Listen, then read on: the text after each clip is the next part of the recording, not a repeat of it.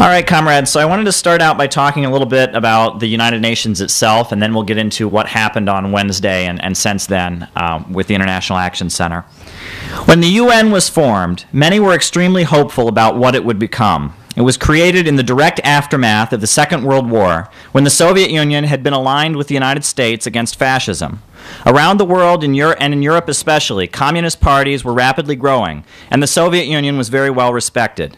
The progressive sentiments of the people of the world are largely reflected in a number of the UN documents. For example, the United Nations Declaration of Human Rights contains the following passage, and this is from Article 23.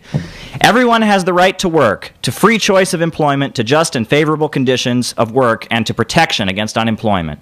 Everyone has, without any discrimination, the right to equal pay for equal work.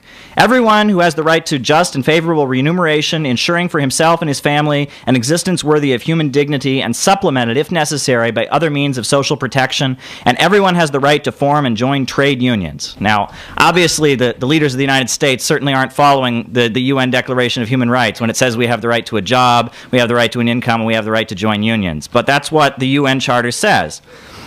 At the time the UN was formed, the rhetoric was that it would be a place where all countries would be treated with respect and dignity. These great hopes that came out of the anti-fascist struggle, however, were soon disappointed. Despite the rhetoric, the UN ended up being dominated by the United States and other imperialist countries, and proving to be so with its tactics. In 1947, the UN approved the creation of the Zionist settler regime in Israel and displacing hundreds of thousands of Palestinians. The United Nations also led the attack along with the United States on the Democratic People's Republic of Korea that led to the death of over 3 million people. Now, the UN has a lot of official rules and regulations, but the overwhelming majority of the time, the billionaires that run the Western imperialist countries get exactly what they want. But the United Nations is still something they would probably prefer to do without. It's kind of like the courts. You know, the ruling class would love to be able to just have their cops go out and grab people and take them away and kill them, and they do that. But they do have a legal system, and in some cases, even though that legal system is so corrupt and disgusting and awful, there are instances where because you have the courtroom, there's able to be, because there's enough of a progressive struggle, that some victory can be won in the courtroom. And so they'd prefer to get rid of the United Nations if they could, but they have it set up so they can claim that there's some kind of justice in the world that they control. You know, the UN is controlled by the imperialist ruling class, and it's interesting to note that the very land that the UN is on was actually donated by the Rockefellers. The Rockefeller family actually provided the land that the UN's on. I mean, that shows you how much it's controlled by the ruling class of this world. But the billionaire class doesn't exactly like to stomach everything that goes on in the United Nations. For example, last week there was a meeting of the countries that have signed the UN Convention on the Rights of People with Disabilities. And one of the main speakers at that conference was Zara Namadi, and she's an Iranian woman who's won a gold medal in the Paralympics for archery. And she called out the United States because the United States has not signed the UN Convention on the Rights of People with Disabilities. And she called them out, you know. In addition, the United States has never signed the UN Declaration of the Rights of Children. And I think part of the reason for that might be that, and this is a direct line from it, the child shall have the right to adequate nutrition, housing, recreation, and medical services. Yeah, it says the children should have the right to eat and be taken care of by a doctor, all things that obviously don't exist in the United States, so why would they sign it? So now on to what's happened this week. Now the Syrian Arab Republic is a member state of the United Nations. It pays over $1 million every year to the UN. Last week they held their presidential election, and Sarah Flounders and the International Action Center, working with the Syrian American Forum and other organizations, arranged for a delegation to go to Syria to observe the elections.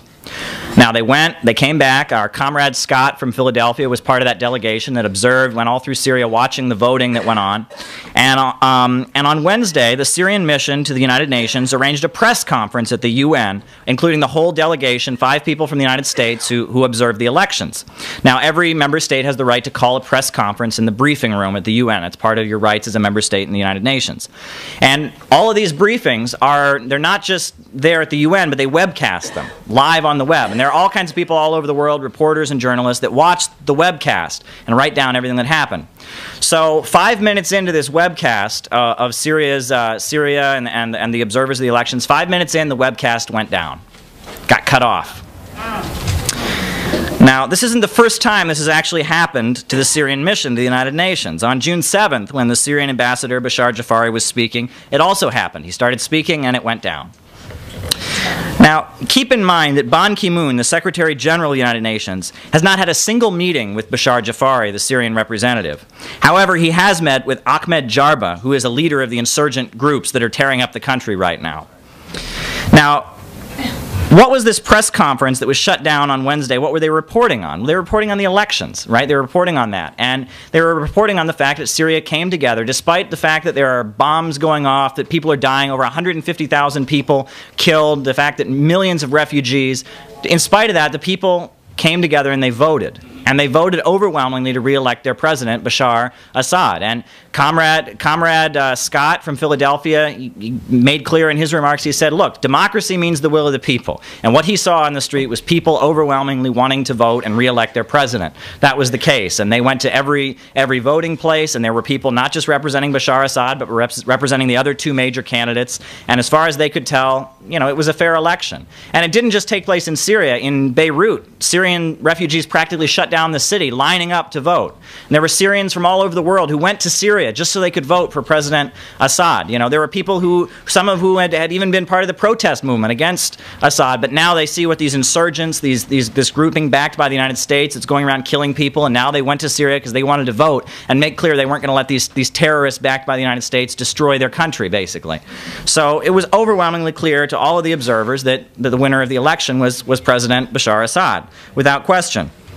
Well, it makes sense why they would make sure that a press conference saying this and stating these obvious facts didn't get on the webcast, because this is what Ban Ki-moon, General Secretary Ban Ki-moon of the UN, actually spoke this morning at the Asia Society. Now, the Asia Society is a think tank for the billionaires. It's here in New York, and it was actually set up by the Rockefellers, I believe, and they actually, this is what he said. And he said, the presidential election, which was held this month, was a further blow to the political process. The election did not meet even minimal standards of credible voting, and has created a fact that runs counter to the Geneva Communique.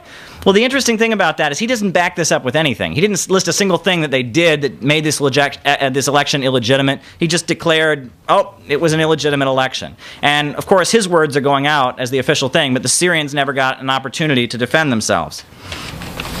So after raising some hell and complaining, the video of the UN meeting was put on the website. So the video's up there after we complained and the Syrian mission complained. And at the noon briefing today, they still insisted, oh, it was just technical difficulties, even though it's happened so many times before. But they did apologize, and they put it back up there. The United States has been trying to use the UN as a place to facilitate its attack on Syria. For example, they're pushing for what's called an arms embargo. Now, an arms embargo would make it illegal for any country to sell or send weapons to Syria. And there was a press conference today, and Russian Ambassador Vitaly Churkin spoke about this, because they did this to Libya during the war on Libya. They passed an arms embargo. And that sounds really nice. There's fighting going on. No one sent any guns there. When they passed an arms embargo against Libya, that prevented Gaddafi and the Libyan government from buying any weapons or anything, but somehow the U.S.-backed insurgents and all of them kept getting their guns. Guns kept coming. And they're also pushing for an arms embargo in Ukraine. And Russian Ambassador Vitaly Churkin says, we're not going to go for this. And they vetoed this arms embargo against Ukraine, and as well as any talk of one against Syria. Now, the Bolivarian Republic of Venezuela is loudly calling for the UN to be restructured, and to be restructured in a way that oppressed countries are actually given representation. So, the fact that the International Action Center was able to conduct this meeting in coalition with the Syrian American Forum and the Syrian Mission to the United Nations against the wishes of the billionaires was a big victory. When we think about it, the global class war is raging every day. In Syria, in Ukraine, and other countries, people are picking up guns and fighting against imperialism. In Cuba, in People's Korea, they have done away with capitalism, and they've begun the construction of socialism. Here in the United States, we as members of the global working class must see ourselves as the U.S. division in this global battle for power. We must work to support those who are fighting against imperialism. And we've got to convince the workers and the oppressed here in this country to stop waving the flag, to stop supporting the government of the billionaire class, and stand with their brothers and sisters who are fighting imperialism around the world. Thank you.